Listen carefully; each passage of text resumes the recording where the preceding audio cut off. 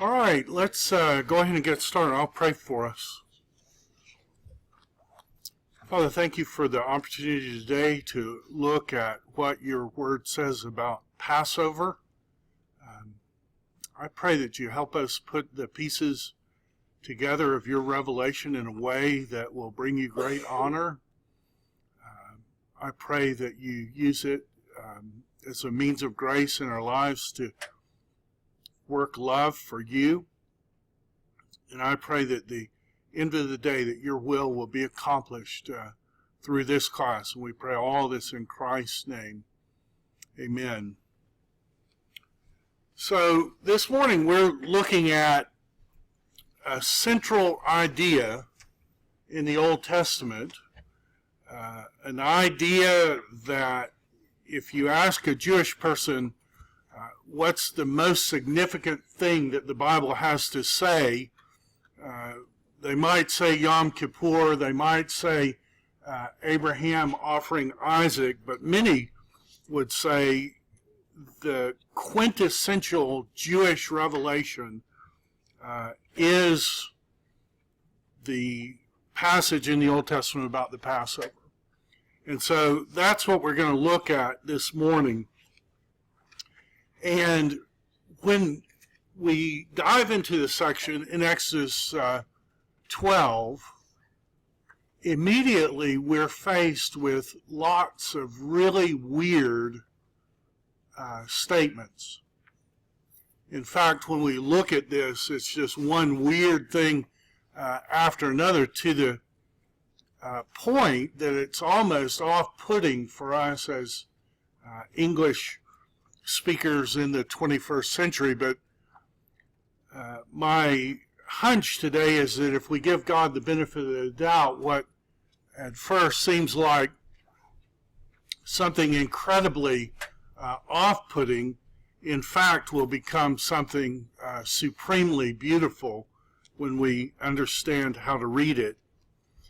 The very first weird thing that we start off with is this statement in Exodus 12:2, that this month will be for you the beginning of months. It will be the first month of the year for you. Now, I want you to imagine if we were Jews and we were hearing this like we would hear it in the 21st century, this verse would be exactly like someone saying, the new year is no longer going to start on the 1st of January. Rather, now it's going to start on the 1st of July. In other words, this statement switches the Jewish calendar and how they calculate time 6 months. Originally, they start the Jewish calendar at Rosh Hashanah, and we're going to see in a few minutes what that means. But this verse is stating that's not going to be how I want you to count time anymore. I want you to switch your calendar 6 full months, and what was the new year, no longer that's going to be the new year. Rather, this date is going to be the new year for you. So we come to that, and we're looking at Passover, and immediately you say, well, that's just the weirdest thing I've ever heard in my life. Why in the world would God want to change time, change how you count time, connected with this ritual?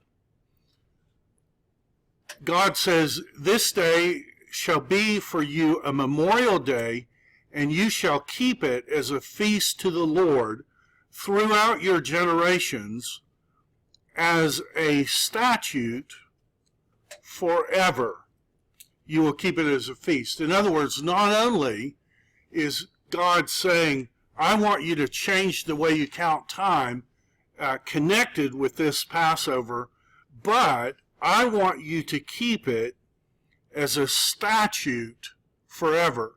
Not only change it, but change it in a way where it's going to remain changed as long as you exist.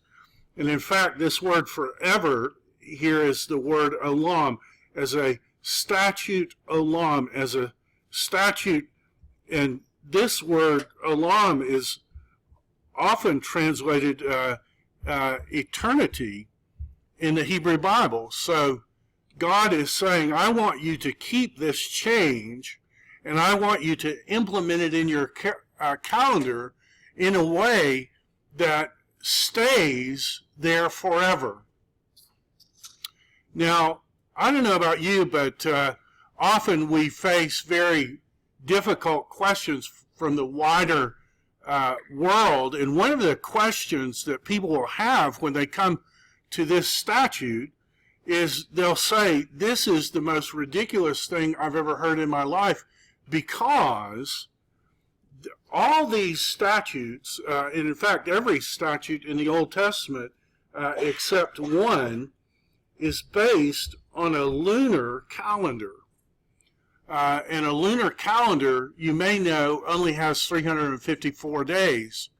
It's 11 days short of a solar calendar. And so if you're using dates and you're using a lunar calendar to keep up with those dates, that is just an inferior calendar, because you're always going to have to come up with a way to fix the lunar calendar with the solar calendar. And so many in the skeptical world would just say, this whole thing is just ridiculous. It just doesn't make any sense at all why God would be saying, use this. And in fact, the skeptical world would say, this has more to do with witchcraft and kind of animistic cultures rather than the revelation of the sovereign God of all eternity. Well, before we jump to that conclusion, we might want to look at the lunar calendar and some of the features of it. And my hunch is by the time that we get to the end of this discussion, we'll come to exactly the opposite conclusion. Now, this is the way the Jewish calendar works. It's a lunar calendar. And so the first day of every month in this lunar calendar is always what's called a new moon. And you might ask, what is a new moon? Well, a new moon is where you have a full moon, but it's completely black. They're really hard to see. You have to really be looking for them. But in the Jewish calendar, when you look up in the heavens and you see a completely round moon and it has zero light, that is when the Jewish month starts. And you may or may not know that the lunar cycle is a 29.5-day cycle. It takes 29.5 days to go from new moon to new moon, which means that the night between the 14th and 15th is always a full moon. So what you have is from here to here, it's increasing to the full moon, and then from here to here, it's decreasing to the new moon. And since it's a 29.5-day cycle, you just alternate 29:30, 29:30, 29:30, and you'll stay in line with this 354-day calendar. And when we get kind of out of phase, every year we're losing 11 days. So what the Jews do is every 3 years, they add a 13th month.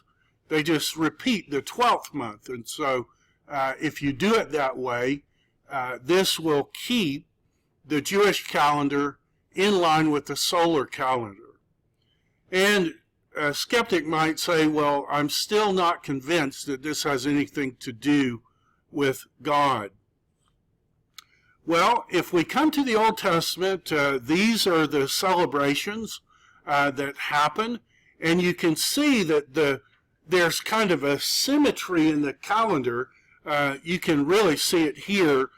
Between the two halves, you have the first half is 6 months, the second half is 6 months, and they kind of mimic each other. So here you have Rosh Hashanah, the day of the new year, and then 10 days later, you have what's called Yom Kippur, the Day of Atonement, and then after the full moon, you start a week-long feast, and this is the Feast of Booths, and so that's how that part of the calendar works. And then the same year, you have the day that the tabernacle was built, and then you have the 10th day when you take in the lamb, and then the lamb is slaughtered on this day, and after the lamb is slaughtered, you have the Feast of Unleavened Bread.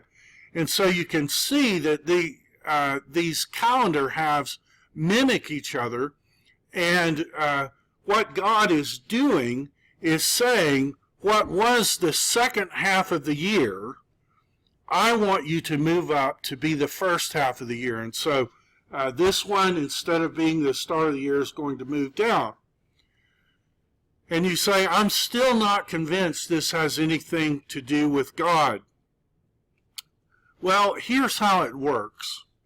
How in the world would you keep that calendar in line? And this is the way the Jews kept it in line. On 2 days of a year in the solar calendar, there's a day when the earth is exactly,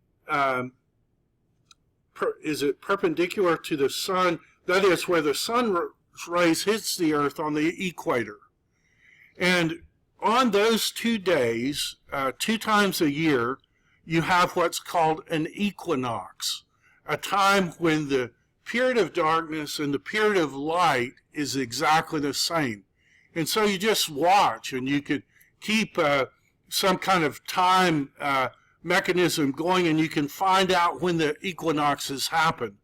And so for this past year, the autumnal equinox was on September 23rd. That was a Monday, and that was a day when the light portion of the day and the dark portion of the day is exactly the same.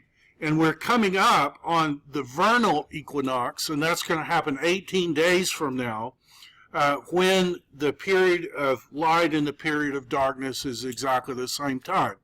So here's the formula for Passover. And you're going to want to write this down, because this is very, very, very important in terms of the Bible. When is the Passover? What's the formula for Passover? Well, here it is. It's the first new moon, it's the first full moon after the first full moon after the vernal equinox. So what do you do in the Jewish calendar? You find out when the vernal equinox happens. So this year it's going to be March 19th. And then after March 19th, you're going to look for the new moon. Whenever the new moon happens, that's going to be the first day of the month. You're going to count 10 days. That's when you take in the Passover lamb. And then 5 days later, on the night of the full moon, between the 14th day and the 15th day, that's when you'll slaughter the Passover lambs, and then the next 7 days will be the Feast of Unleavened Bread. That's the formula, and God says, I want you to keep that formula forever. That formula is so, so, so important.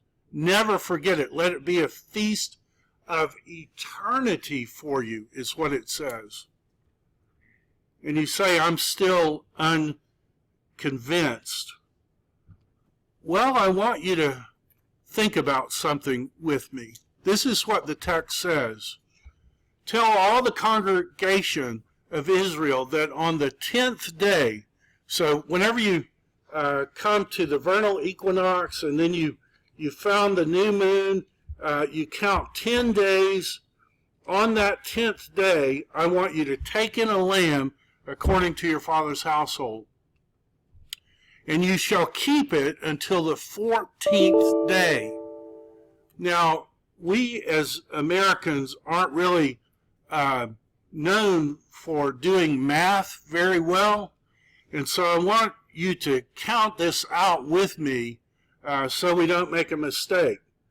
So we take the lamb in on the 10th day. We keep it for 5 days. 10, 11, 12, 13, 14. Can you see that's 5 days?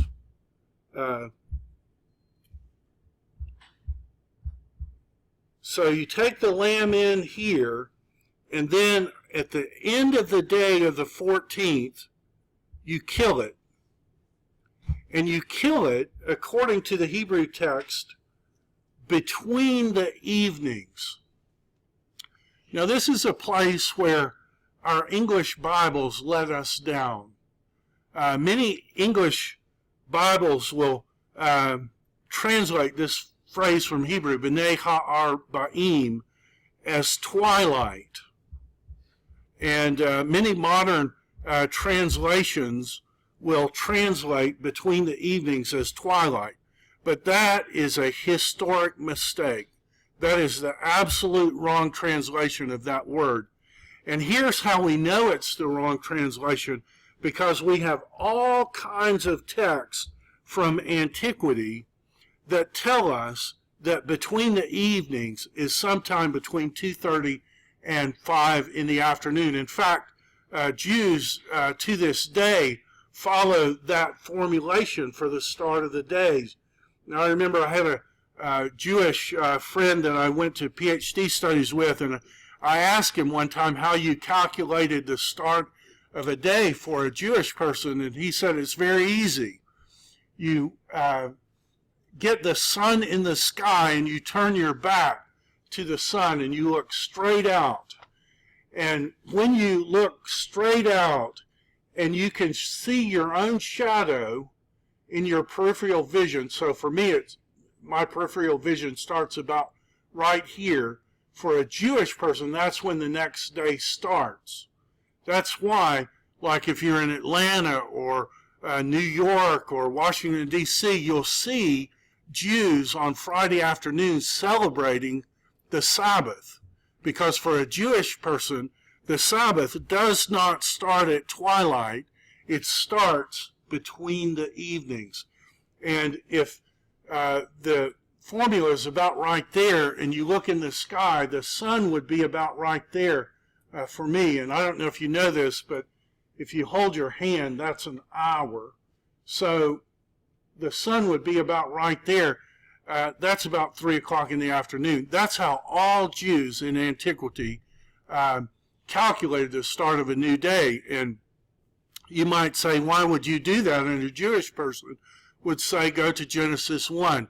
It says there was evening, there was morning, day one. For a Jewish person, a Jewish day has an evening before it has a morning.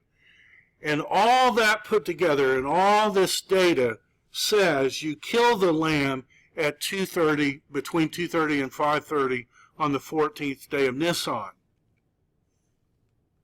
And here's the statement, which to me is so surprising that modern translators can be so easily misled. This is the oldest non-biblical Jewish document that we have in existence, and this is what it says. The daily whole offering of the afternoon generally was slaughtered at 8:30 the 8th hour after dawn, that is 2:30, and offered up at 8:30, that is 3:30. And then it says, but on the Passover, it's moved, that one's moved up to 12:30, and the Passover takes this position, and that's verbatim outlined in the Mishnah Pesachim 5:1a. And this is the standard scholarly view, one of the best commentators. This is what he says, the standard Jewish view, not the peripheral view, not the sectarian view. The standard Jewish view is that Bein ha'arba'im, between the evenings, extends from late afternoon until sunset. And that's true in Jubilees 49. It's true in the Dead Sea Scrolls. It's true in Philo, it's true in Josephus, and it's true in the Mishnah, it's true in the Talmud. If there's that much Jewish interpretation, there is no reason in the world to translate that twilight. We should translate it between the evenings and explain in a footnote, this means between 2:30 and 5 o'clock in the afternoon. And you can see where I'm going with this. There's something significant in the Bible that happens between 2:30 and 5 o'clock on the afternoon of the 14th day of Nisan. This is what God, and realize this is using nothing but a lunar calendar, and this was written 1,400 years before Jesus died on the cross, and God's saying, this day take in the lamb, this day slaughter, make sure you slaughter it sometime between 2:30 and 5 o'clock in the afternoon. And oh, by the way, wait until the Sunday, and on Sunday, the Sunday that follows Passover, Passover can be any day of the week, but wait till the Sunday following Passover and then offer what's called the first fruits to God. And if we do that and start overlaying it with what Jesus did on his final week in Jerusalem, what we will see is an exact correspondence between Jesus dying on the cross and the Passover lambs. Look at this, and remember, for a Jewish person, their day starts at 3 p.m. in the afternoon. Well, what happened on Sunday before Jesus died? Well, aren't we told that they took the lamb in to their house to keep it safe 5 days? Well, what happened in Jesus' life? The triumphal entry happened. Jesus was taken into Jerusalem, and he was kept safe for 1 day, for 2 days, for 3 days, for 4 days, for 5 days. And remember, this whole thing is the 5th day for a Jewish person. And then at the end of the 14th day of Nisan, as the 14th is transitioning into the 15th, Jesus died on the cross. And then this is what you're to do after that happens. Speak to the people of Israel and say to them, when you come into the land I give you and reap its harvest, you shall bring the sheaf of the first fruits to the priest, and he shall wave it before the Lord. On the day after the Sabbath, the priest will wave it. Now this isn't every day after the Sabbath. This is the day after the Sabbath following Passover. So here's the formula. Wait until the spring equinox. Then look for the new moon. Once the new moon happens, count 10 days. On 10 days, take in the lamb. Kill the lamb on the 14th day of Nisan. And then, whatever day of the week that is, wait till the Sunday after that day. And on the Sunday, wave the first thing that springs up out of the ground to God. And God says, when you do that, everything will be okay between us. Do you realize that that's exactly what happened here? You had the vernal equinox, you had the new moon, and then on the 10th day, Jesus was taken in. And they kept him 1, 2, 3, 4, 5. At the end of the 5th day, at 3 o'clock in the afternoon, Jesus died on the cross. And we're told that this day is a Friday. And then there was a Saturday. And that on Sunday, on the day after the Sabbath, Jesus sprang up out of the ground. And we hold that to God. And God says, I'll accept you as righteous before me. Those details were written 1,400 years before it happened. Those details were written on a different continent. Those details were written in a different language, and yet, every single one of those details corresponded with the death of Jesus on the cross. Now, some people would say, if you just gave me enough evidence, I would believe. If you just gave me some hard evidence, then I would believe somehow that the Bible is true. And the hard evidence is there. It's there on every single page. We just don't look at it because we've come to the text. And remember what God said, I want you to keep it as a statute of eternity. So remember how we said the formula is the vernal equinox, wait for the first new moon, count 10 days. When you come to the 10th day, between the 14th and the 15th, slaughter the lamb, and then wait for the Sunday. Have you ever wondered why Easter appears at a weird time every year? You know, why sometimes it's early in March and sometimes it's late in April? Do you know what the formula for Easter is? Look for the vernal equinox. Wait till the first new moon. Count 10 days. Count till the new moon. This is always Passover. And then wait till the Sunday. And that Sunday is Easter.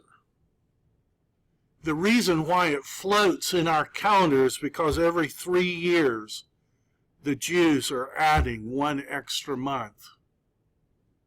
God said when he instituted this, I want you to keep it in a way that you never forget what happened on this day. And he implemented that formula 1,400 years before the event happened. If you want to know how hard that is to do, look up on your phone George Washington's birthday. Like, do you have a phone that you can access the internet? Look up George Washington's birthday.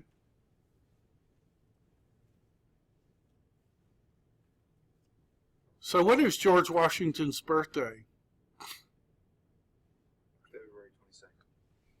February 22nd. February 22nd. What year? 1732. 1732. Anybody get February 11th? 1731? Anybody get that date? There's a February 11th, 1732 On the Julian calendar. Did you know February 11th, 1731 and February 22nd, 1732 are exactly the same day? One's using the Gregorian calendar and one's using the Julian calendar. In the Middle Ages, there was a Pope Gregory, and he realized that the calendar was kind of getting out of whack, so he dictated that you add 11 days, and so all the Catholic countries added 11 days. The day after October 5th was October 16th or 4th, something like that, and the non-Catholic countries refused that. And that's why Don Quixote, as author Cervantes and Shakespeare both died on the same day, but when Shakespeare died, Cervantes had been dead 11 days. That's why that's the case. If you're doing history, it's not till 1929 that all the countries in the world adopted the Gregorian reforms and used the same calendar. We can't even get George Washington's birthday right. And that happened less than 300 years ago. God, using nothing but a lunar calendar, got the 10th day right, the 14th day right, got the time of the afternoon right, and got the day of the week right a millennia and a half before it happened. And then he hid those details in plain sight. So if you come with pride and you read it, you're going to say, this is stupid. These details are stupid. They're not worth studying. Yet a child can come to this and realize, oh my goodness, whoever put this together knew exactly what they were doing and why. That's how everything works in the Jewish calendar. And the scriptures say it's the glory of God to conceal things, but it's the glory of kings to search them out. What God's done in the Old Testament is he's hid treasures for us to find. And all we have to do is accept the assumption that it's about Jesus. When we start looking for Jesus in the Old Testament, what we're going to do is we're going to find him at every turn. God says, for the wisdom of this world is folly with God. We in our hubris, we come and say, well, the Bible's just not worth studying. The details of the Bible aren't worth studying. Let's just skip over all this and get to the good stuff, or else the other point in saying, it's just wrong. Well, it's not wrong. It's right. God has done these things, and this is the proof that we have the connection. 6 days before Passover, Jesus therefore came into Bethany. Now, Passover is on the 14th day. So, what would 6 days before the Passover be? Well, it would be the 9th of Nisan. You have the 9th, the 10th, the 11th, the 12th, the 13th, the 14th, and that's 6 days. Well, you say, well, why did God tell me 6 days? He told me 6 days because look at what this section says. The next day. The next day. What is the next day? The next day is the 10th of Nisan. The next day is the day that Jews would take the lamb and keep the lamb safe in their household for 5 days. So Jesus was kept safe 1 day, 2 days, 3 days, 4 days, 5 days, and at the end of that 5th day, he was slaughtered as the Passover lamb. Tell all the congregation of Israel on the 10th day of this month, every man is to take in a lamb according to their father's house. Jesus was taken in on that day. That's when we have the triumphal entry. That's when we have the trip to the temple and the cleansing. That's when Jesus goes back to Bethany. He curses the fig tree. He cleanses the temple, and he waits. They see the fig tree cursed in the eschatological discourse. Then the leaders plot to kill, and they say, we don't want to kill him during the Passover because the people might riot. We'll do it after the Passover. Then Jesus sends out Judas, and they realize, hey, we can kill him before it starts, and so they arrest Jesus, and they crucify him, not knowing that their unforced free will would mean that Jesus dies exactly when the Passover lambs are being sacrificed. In fact, if that's true, the Jews would have been in the temple here singing the Psalms of Ascent as they went up the steps to God, and Jesus on the cross could have heard them singing the Psalms of Ascent. In case we didn't pick it up on our own, John spells it out for us. Then they led Jesus from the house of Caiaphas to the governor's headquarters. It was early morning. They themselves did not enter. Why? so that they could eat the Passover. What day did Jesus die on the cross? John tells us it was Passover. Jesus died on Passover. And in case we didn't get it clearly, John includes this. You have a custom that I should release to you, one man for you at Passover. Do you want me to release to you the King of the Jews? And of course, they don't take the King of the Jews. They take a man whose name is Bar-Abbas. And you might know that Bar is the Aramaic word for son of.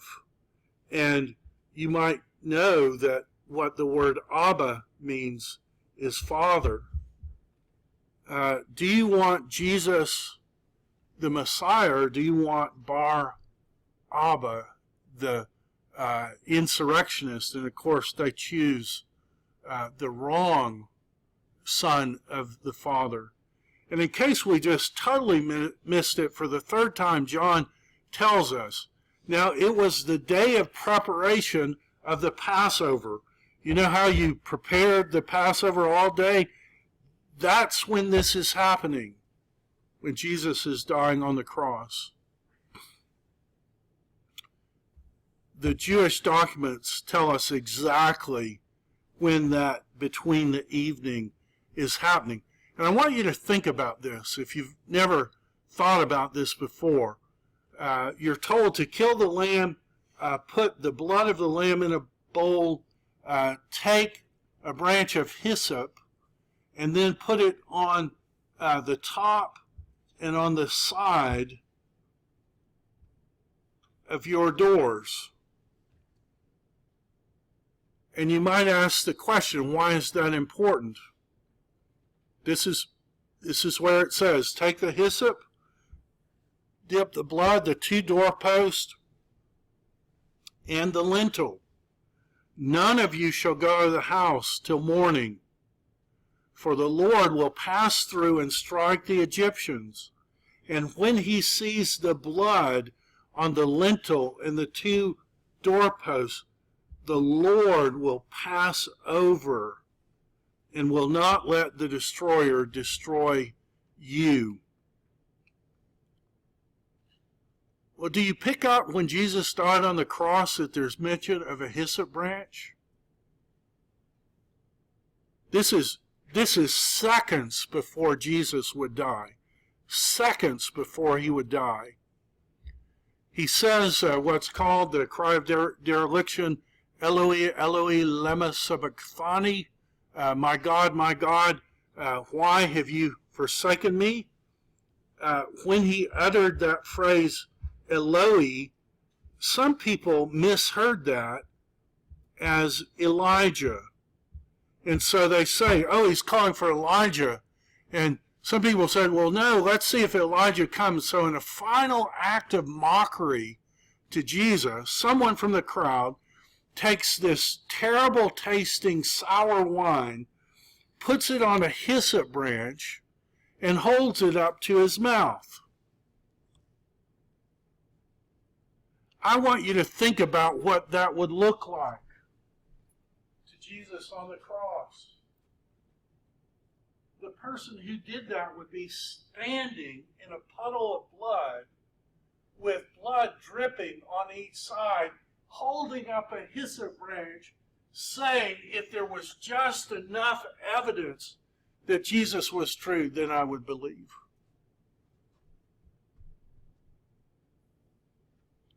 And he's doing that on the first full moon, after the first new moon, after the vernal equinox, because he's celebrating Passover. How much more clear could God make it?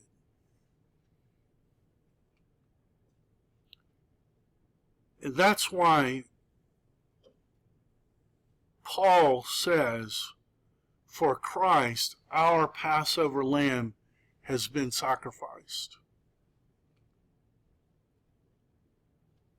Luke says it this way. Behold, two men were talking with him. This is on the Mount of Transfiguration.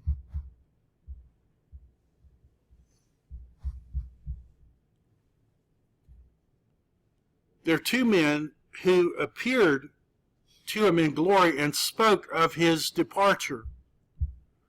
Now, I love the ESV. It's the best translation we have. They blow this translation. This is the word it appears. They appeared in glory and they were speaking to him. And you don't even have to be able to read Greek to know what this says. This is the word exhodos. They were speaking to him about his exodus, right? Not which he was to accomplish in Jerusalem, but rather which he was to fulfill in Jerusalem. What day did the Exodus start? The Exodus started on Passover. Christ is the beginning and middle of it all. If you want to know how to read the Old Testament with Christ as the center. And what you'll do is you'll realize that Jesus says any man who commits a sin is a slave to sin. You and I, because of the nature that we inherited from Adam, we were created to be the emperor and empress of the universe, but the truth is we gave over the deed of Eden to Satan. And when we did, we went from being these people who would model the rule of God, we went from that to being slaves to sin. And Jesus, on Passover, died as our Passover lamb to break the chains that hold us, to free us to go out of that slavery to sin into the freedom of the sons and daughters of God. If the Son has set you free, you will be free indeed. God means to take us back to the Garden of Eden. Although it's not the Garden of Eden anymore, it's the city of God. It's New Jerusalem. It's heavenly Eden. And Jesus is taking us out of our slavery to sin and leading us on a journey that will culminate with our going into the restored Garden of Eden. That's why Jesus is recapitulating what Israel did. They faced 3 temptations in the wilderness. They failed. Jesus succeeded, and that's why he is like the tree planted by the streams of the water. Whatever he does prospers. That's what Jesus means to bring us into when he frees us from this slavery to sin. Why? Why should we cleanse out the old leaven, clean it out? We should do that because Christ, our Passover lamb, has been sacrificed. And then this thing about the first fruits. Day after the Sabbath, first fruits offered here. And what do we have in Paul? Paul says, if in Christ we have this hope only, we are of most people all to be pitied. But in fact, Christ has been raised from the dead. He's been raised as the first fruits. The first thing that springs up out of the ground. We wave that to God, and God says everything's going to be all right between you and me. So this is what I would commend you to do. When you come to the Old Testament and you read things like Exodus 12 and you start hearing these strange details, ask this one question: how is it like Christ? And if it's a negative story, ask how is it a contrast to Christ? And I think when you start doing that, the light will go on and the glory of Christ will be seen.